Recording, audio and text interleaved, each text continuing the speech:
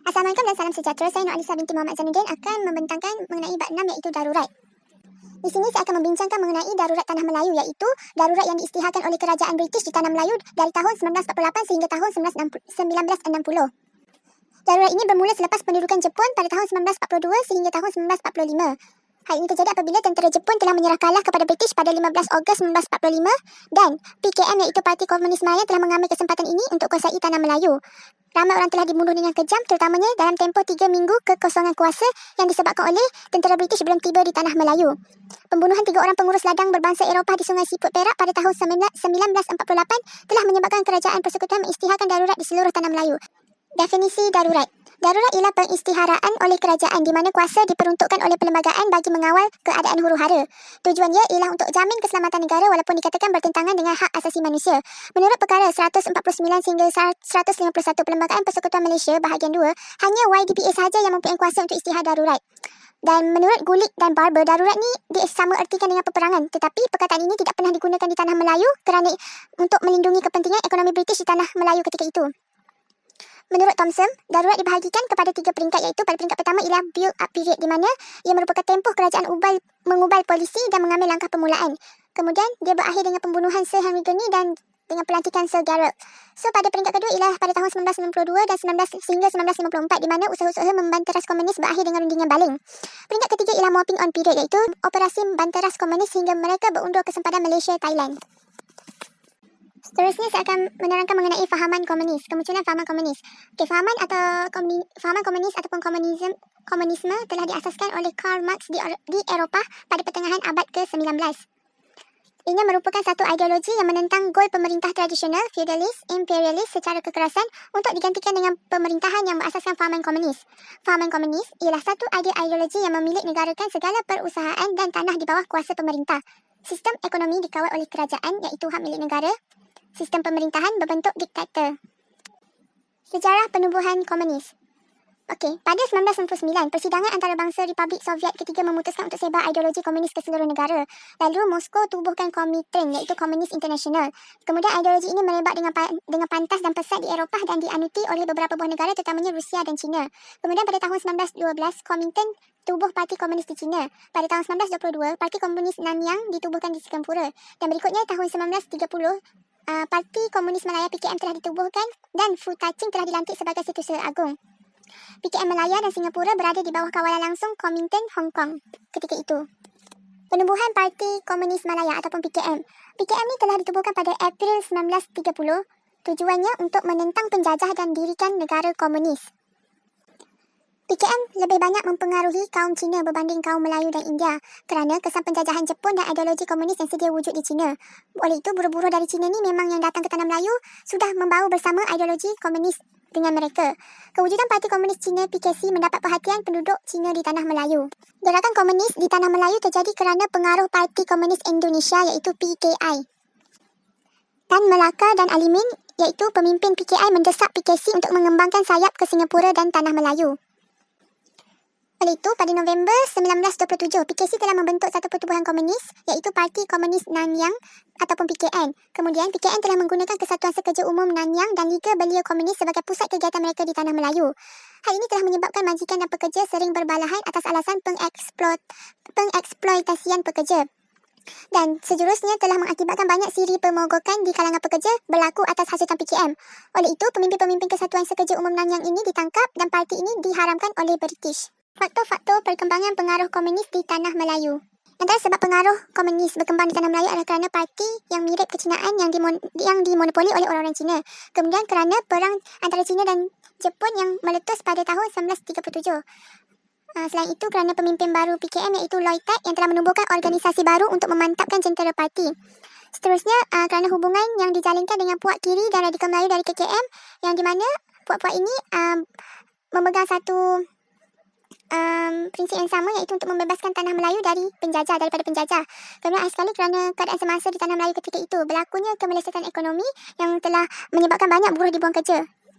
Oleh itu, PKM telah ambil kesempatan ini untuk mengeksploitasi dan menambah ahli dengan cara menghasut pekerja-pekerja lompong biji dan dah getah sektor perburuhan di bandar-bandar mogok terhadap majikan. Perkembangan PKM semasa Perang Dunia Kedua. Ketika Perang Dunia Kedua berlaku, PKM telah mendapat sokongan British kerana pada ketika itu, British memerlukan angkatan perang yang besar dan kuat untuk menentang Jepun. Dan ketika itu, kebetulannya PKM adalah penentang yang terkuat dan terbesar. Kemudian PKM juga bersetuju untuk bekerjasama dengan British sebab ketika itu juga PKM perlukan pengiktirafan British bagi mengesahkan kewujudan dan perjuangan mereka. Pada peperangan dunia kedua, PKM telah menyokong gerakan anti-Jepun di China pada tahun 1937. Ketika itu juga ramai penyokong Jepun di Tanah Melayu diseksa dan dibunuh. Kemudian gerila komunis berundur ke hutan dan tubuh Malayan People's Anti-Japanese Army atau lebih dikenali sebagai MPAJA. MPAJA ini pula adalah satu kerjasama antara PKM dan Parti Kuomintang ataupun KMT, iaitu parti yang memang sudah sedia ada di Tanah Melayu ketika itu. MPAJ ni dia tugasnya untuk menentang Jepun di Tanah Melayu dan PKM digelar bintang 3 serta Parti Kuomintang digelar bintang 1. Ketika itu British bagi bantuan dan senjata kepada PKM untuk halau dan lawan Jepun di Tanah Melayu. Tapi bila macam Jepun dah beredar, MPAJ ni telah berubah hala selepas Jepun tinggal ke Tanah Melayu. Keganasan bintang 3 dan komunis.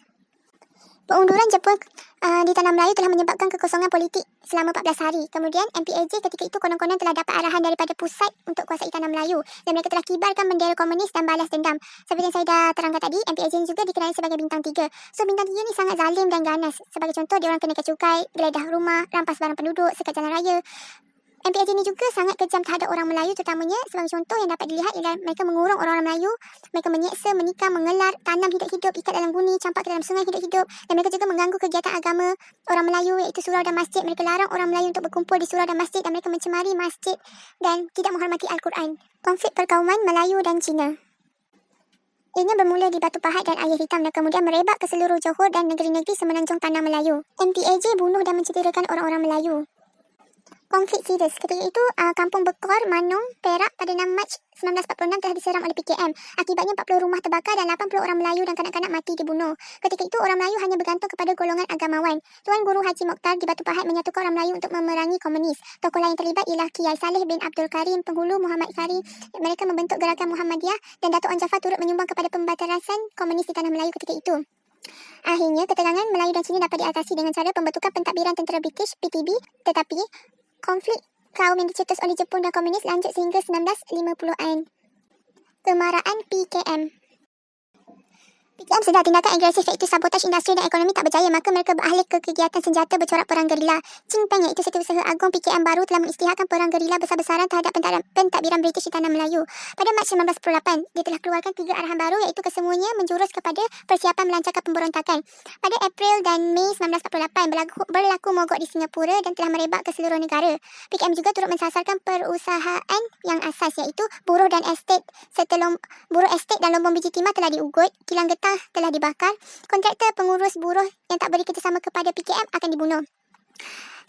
Dasar strategi PKM iaitu menerusi dokumen Kerdan iaitu ditetapkan oleh Jawatankuasa Pusat PKM yang telah menyenaraikan 3 peringkat untuk mencapai kejayaan yang terdiri pada peringkat 1, peringkat pertama, kedua dan ketiga. Pada Jun 1948, keadaan menjadi gawat dan tegang. Ini kerana kerajaan dah tak mampu nak kawal keadaan kerana mogok di beberapa tempat. Punca mogok ialah British menolak usul perlembagaan rakyat yang dikemukakan oleh AMCJA dan Putera, tetapi British terima cadangan perlembagaan UMNO sebab ketika itu UMNO merupakan parti pro-kerajaan, jadi PKM tak berpuas hati. Kemudian keadaan politik di Malaysia iaitu fahaman dan pengaruh komunis tersebar dalam kalangan orang Cina dan kesatuan buruh yang akhirnya menyebabkan mereka bergabung untuk membentuk PMFTU. Pembanterasan komunis di Tanah Melayu. Pentadbiran Sir Edward Gen, Jun 1948 sehingga Julai 1948. Seperti yang saya telah terangkan, peristiwa yang menyebabkan darurat ini adalah kerana pembunuhan 3 orang peladang Eropah di Estate Elfie dan Estate Finsun di Sungai Siput Perak pada 16 Jun 1948. Jadi ianya kejadian ini telah menimbulkan kegelisahan dan kemarahan sektor peladangan terutamanya pemuda Eropah.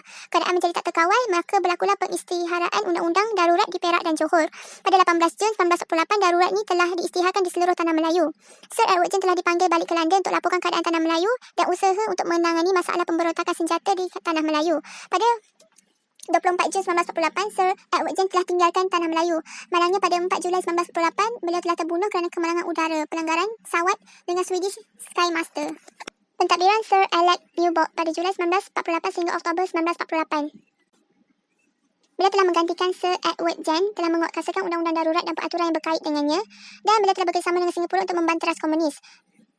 Hasilnya, beliau telah haramkan PKM pada 23 Julai 1948 dan PKM kerana PKM merupakan ancaman kepada masyarakat dan kerajaan.